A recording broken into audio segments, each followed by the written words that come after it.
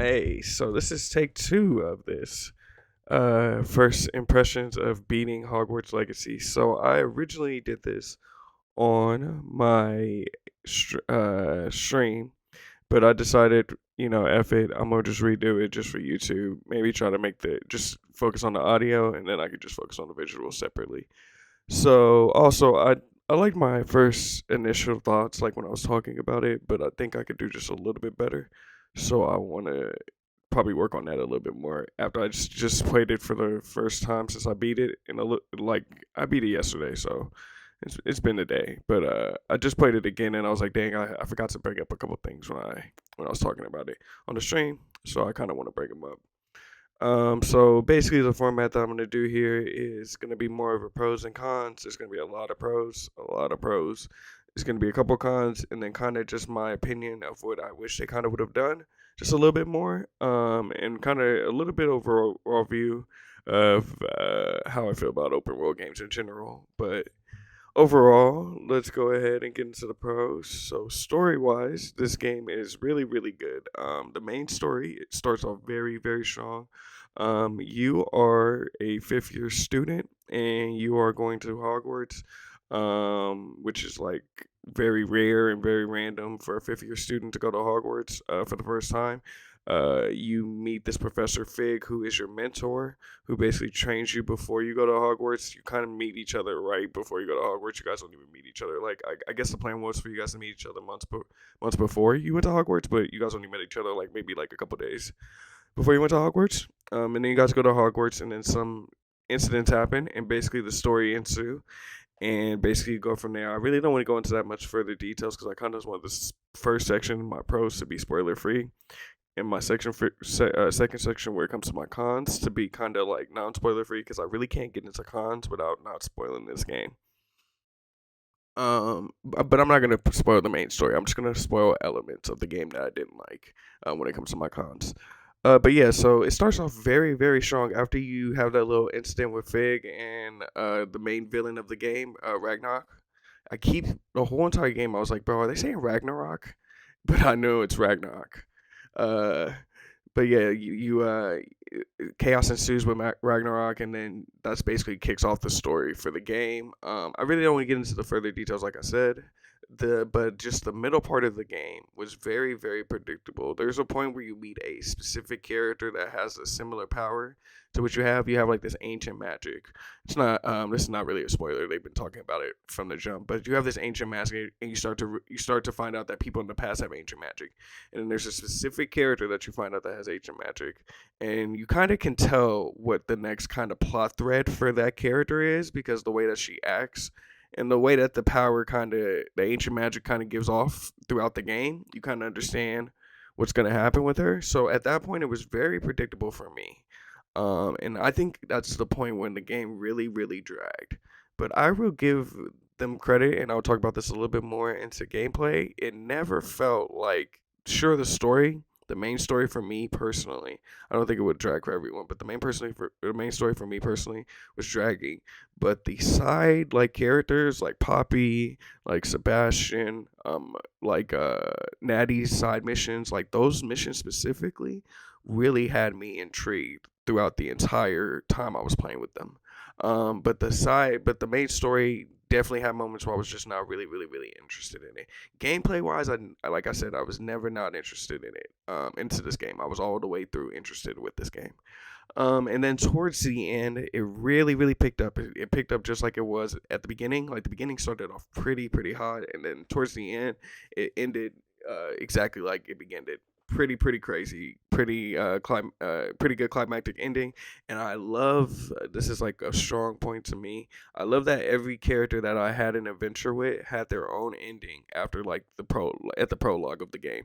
So you overall beat the main story, and then at the very end you have like a prologue of like everything you kind of done with everyone else, and it's just cool that you kind of see everyone's whole thing just end.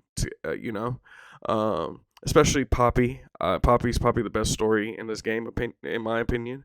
Can't wait to play her story again. I can't wait to play this game overall again because I think that you can miss some quests during the season, because the way that the game breaks down, it goes into 4 seasons or 3 seasons maybe. Like the first season you're in there, it's fall, then it goes to winter, then it goes to like summer or something like that, or it goes to spring and then it goes to summer. So you go through these 4 seasons pretty much. So I think you can miss side quests in the middle of that, because I definitely during your time in the seasons, you have objectives that you have to do. You have main objectives and you have side objectives. You don't have to do the side objectives, you just have to do the main objectives, of course, like most RPGs nowadays. So you can miss some quests. So I just want to go back and I want to, because I really was like, I was doing a lot of side quests, but I wasn't doing the main outside of Hogwarts side quests. I was doing more in Hogwarts side quests. So I want to definitely check out the side quests outside of Hogwarts during the different seasons, because I feel like I missed some gameplay. Love the combat, very very similar to Batman Arkham Asylum series. That you have four different spells uh set on a like loadout. So you have one on each, like, each input, like your triangle, your circle. I played on the PlayStation controller, PlayStation 5, your X, and your square. And so basically, you can have up to like 20 something spells on those four rotations of controller layouts. Then you can switch through four loadouts of layouts. So then necessarily you can have like 20 spells loaded out into different patterns, so you can use them in different ways. Overall, these spells were dope. I like the spells that they gave you for um the spells that they gave you for the actual like little like quests, in the sense of like, hey, like Reparo is kind of you repair a bridge that was broken. Loomis was like a spell that you use, like it's a light pretty much. Like those kind of the blue spells, you really didn't use them that much. I used Loomis a lot, and I used disillusionment illusion, because I was a stealth character with this game, and that's another thing I'll get to with the gameplay. But overall, I freaking enjoyed the gameplay. I enjoyed the spell selections were pretty good, except for the blue ones, because the blue ones were really just very situational. Reparo, you never used it in my opinion. But overall, the other spells are really really cool. At one point towards the end, when you get to the good spells, you do start getting to a situation where you start using them a little bit more. But then towards the end, and this is what I really really liked about it, it got harder, so I started switching my tree up a lot more. But right now, the gameplay, I really, really enjoy it. The combat's really, really good. Like I said, very similar to Batman. The puzzles in this game are dope, very interesting, um, visually appealing. Everything about this game, I'll get into the visuals, but visually, this game is amazing looking. There's always something going on in Hogwarts, especially. Like, there's ghosts flying around. There's this dude named Peeves that's constantly causing chaos. Like, there's just so much. There's so many things just going on constantly on the screen, and I love that about this game. It's probably like one of the strongest parts about this game. I really this is like is coming from someone who really isn't a big fan of Harry Potter. Like, I would say, like, I'm cool. Like, I think that the movies are cool. When I think of Harry Potter, it just reminds me of my childhood, because they came out when I was younger. But the whole entire time, when I was playing this game, even with the puzzles and the visualization of the game, and like how it just reminded me of the actual world of Hogwarts and stuff like that, I was just smiling the whole entire time. But the puzzles, yes, very interesting. The gear system. The gear system is super cool. So basically, the way that gear works in this game is that you can you loot. It's like any other like pretty much RPG or like action game with a looting system in it. You kill enemies and they drop loot of a rarity up to legendary. And then you can, put it on. It changes the values. Gives you all these type of stats, just like everything else. But the thing that's cool about this is that you can change the actual appearance to whatever you want. So what you can do on a PlayStation controller, I think it's like F on a PC.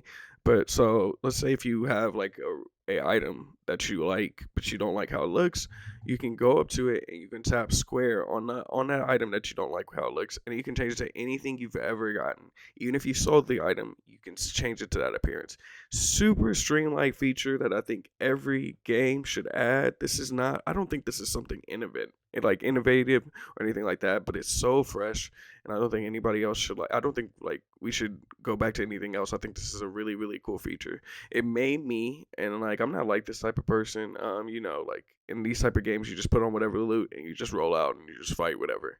But I was actually just like putting on loot and I was switching my appearance. So I'll go to Hogwarts because when you're at Hogwarts, everyone's wearing a robe. I put on a nice little robe or like a Slytherin robe because I went to Slytherin. Um, so I put on a nice little Slytherin robe to feel like I was like part of the group. I mean, part of the school and everything like that. And then I'll go out and I'll put on some like crazy outfit. Like I wore basically like a mask the whole entire time. I made like an RPG like thought in my head like my character's basically gonna be like a vigilante outside of Hogwarts. So I was like on some Batman shit because I was sneaking around, which was pretty dope. Visually and atmosphere wise, like I was saying already, just amazing. You feel, I know this is like that freaking stupid joke that they made with Spider-Man. You feel like you're in Hogwarts. I really, really mean this. Like, this is the definitive experience of playing Harry Potter. If you've always wanted to experience this world, you need to play this. Play this game in this format.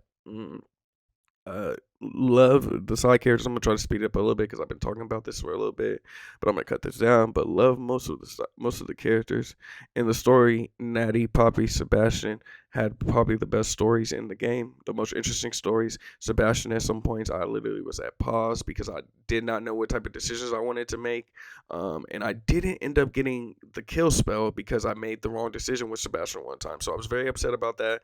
But overall, I was upset. But like overall, the decision I made, I was cool with. So like this game, when it comes to that, like that's when it's really really strong. So when it comes to the characters that you're really interested in, this game is really really really strong. Like whoever those characters are for you, when you find those characters, you really grow in attaching to them and like develop friendships. The thing about Sebastian, and I really don't want to ruin that much, I really liked Sebastian when I first met him because he was a fellow Slytherin, but towards the end I was really not liking the guy.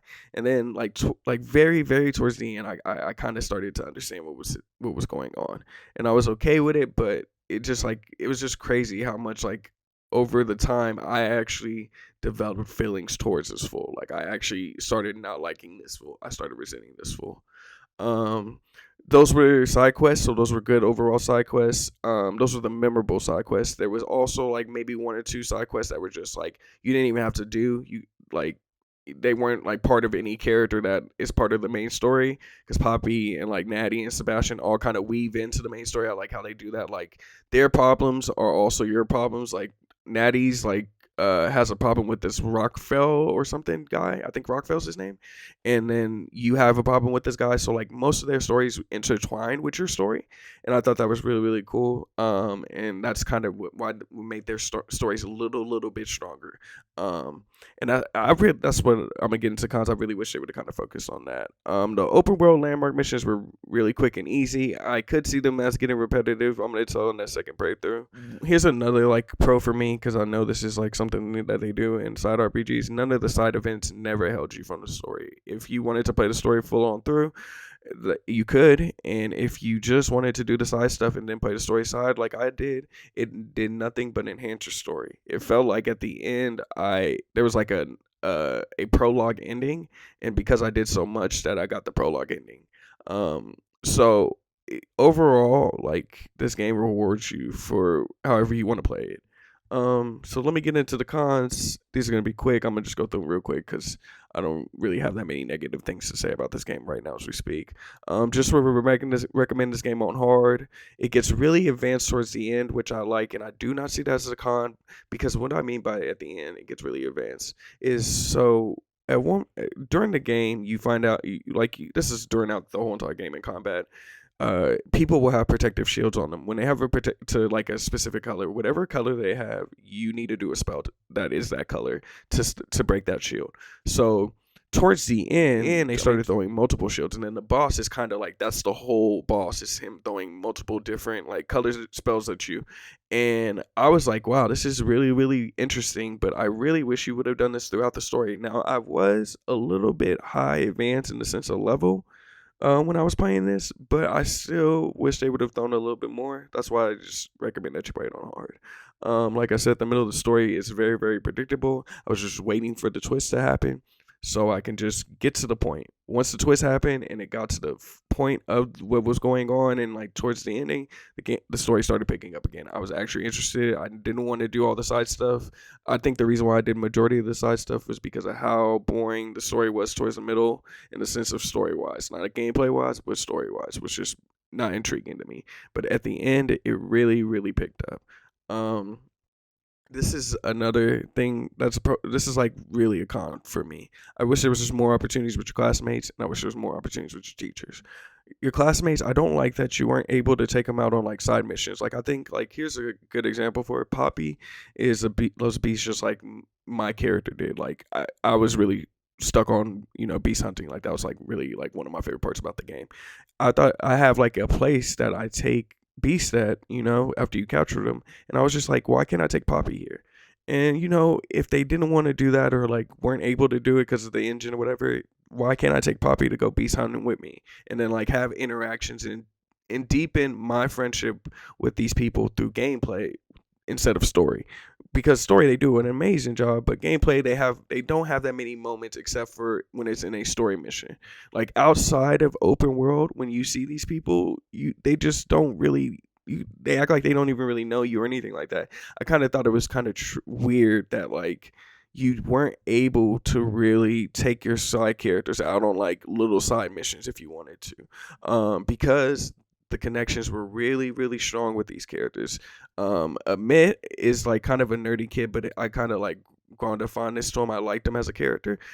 He's only in like maybe 2 missions, and I was like, wow, like they just underused him. The teachers, every single time I had a class with a teacher, like the Ronin is the first teacher that you have. He is just so cool. Like I love his character. He's very, very interesting the whole entire time. He's just jokey and kiddie, and you basically have this one mission with him. And the way that they do teaching is you basically have a class with them for an introduction of what the class is, and then they give you like you learn a new spell pretty much from them, and then they give you an assignment, and the assignment you do is outside. Like it's just basically like you do this objective. That systems individually I think is really, really good. I think they did a good job. The thing is that I really wish they brought in I wish you had a little bit more classes in the game, because the teachers were just really, really, really interesting. And also like that's the essence of Harry Potter, is the teachers, the professor, like the people, the headmasters. Like the teachers are as just as important in the Harry Potter world as the kids are. So it just kind of upset me that it wasn't like that. But overall, I did think that they did a good job with the system. Like I said, I like how they gave you assignments outside the world, even when you did have the classrooms. I love how it was like a little quick little like mini game, like what's the thing called? Why can't quick time event? It was a quick time event when you did it, and it was cool. It was nice. The only thing that was very awkward, and this is another thing that kind of took me out of it. Um, Sometimes you would go to class and they would do like a montage of all the students in class, but your kid wasn't in the class. And towards the end, they did that montage again. This is a spoiler. Like I said, this whole entire section is going to be spoilers. Um, Towards the end, they did like a montage, and you weren't in it, but it was like, bro, like, why am I not in this? This is like kind of important because you're in every other cutscene, but like randomly you will not be in the class cutscene. They'll just show your teacher and a bunch of other students. You'll see it when you play it. If when you last section is kind of my last opinions about this. Um, Nikki Jakey kind of does a pretty good description of this video. I'm gonna show you like a video. I'm gonna show you the video right now on the screen. So definitely check that out. It's about the open world, and he just basically kind of talks about how, um, like the main story of open world games are very disconnected from the missions from the open world of the game, and he talks about it with Red Dead Redemption. But this is one of those situations, and I really, really don't like this, because I get what direction they were going with, and I think they picked the right direction overall. I don't think I'm when I'm about to say I don't think I'm in the right direction, but I think it does break my immersion a little bit, and I think it might cause me a little bit of issues to like a little bit more on my second or third playthrough. But this is like a key example of like what I mean by they don't connect. So in one mission, you have to sneak into a library late at night, and there's these things called prefixes that walk around as security, and they try to stop you from sneaking in. And so you do all this type of sneaking around. It's a really, really cool, interesting mission. You know what I mean? This is something that's in the Harry Potter movies. Like, if you get caught outside, you get a demerit and lose points and stuff like that. Like, this is something that's commonly a threat in the movies. So you're like, okay, this is just like the movies. It's just like what you would expect when you play these games.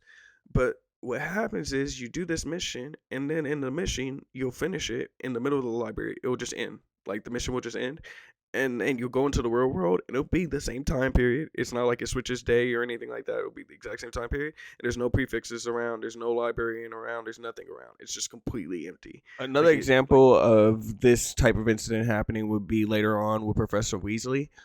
So later on, she basically calls me out for never ever being at Hogwarts, and she says that like Professor Figs always makes this excuse, and it was just like so out of place, and it broke my immersion because it's like, if you notice these things going on, why is this the first time you're actually telling me this? Why is it the first time I'm actually getting confronted about this? So this is just really me nitpicking these cons. It's not really me serious nitpicking. They really don't bring them down to that point. That's why I don't think that this game, in my opinion, when it comes to the rating, now when it comes to rating, I'm going to say it's like an 8-ish to 9-ish, and I'm leaning towards the 8 range. And I'll see how I feel about the second playthrough, see if the replayability can make it to that 9 range. This game was definitely better than God of War in a couple games I played last year, so I'm pretty hyped about that overall. But the immersion aspect that I was kind of looking for with Hogwarts, even though I think they picked the right direction, kind of held me back with it. And then that middle part of the game, like I said, just for me personally, it was just very, very predictable to where I think it's like around the 8-ish range more than it is the 9 range because of it. Because it's just when you realize what is gonna happen and you realize what the twist is, you're like, dude, just do the twist. And then once the twist happens, the game picks right back up. Side story, gameplay wise, this game is fun, amazing. Visually, this game is amazing looking. It looks and feels like the Wizard World. You will love it if you are a Harry Potter fan. Even if you watch Harry Potter when you were younger, you will love it. It's definitely something that will gravitate to you if you have any type of feel towards Harry Potter. I highly recommend this to anyone. This is one of those games that I feel like anybody could try out and actually probably would have a good experience of playing. The mechanics in the sense of gameplay do give you multiple options, which I'm pretty hyped about that with the skill trees and the talents, which I didn't get into gameplay. I'm going to get a little bit more into with my full-on review when I do make an actual review of this. But overall, this game right now for me is an 8, and that's pretty good in my book. And thank you guys for checking out this video, and I hope you guys check out even more videos on my channel, and appreciate it. Make sure you like and subscribe. Leave some comments about your experience with Harry Potter Hogwarts Legacy, because I would love to have some discussions about this, because this is kind of the point of this video, is to put it out, this long thread video, just to put it out and have people, kind of have opinions about it so I can talk to them about it in the comment sections. But have a good day, guys.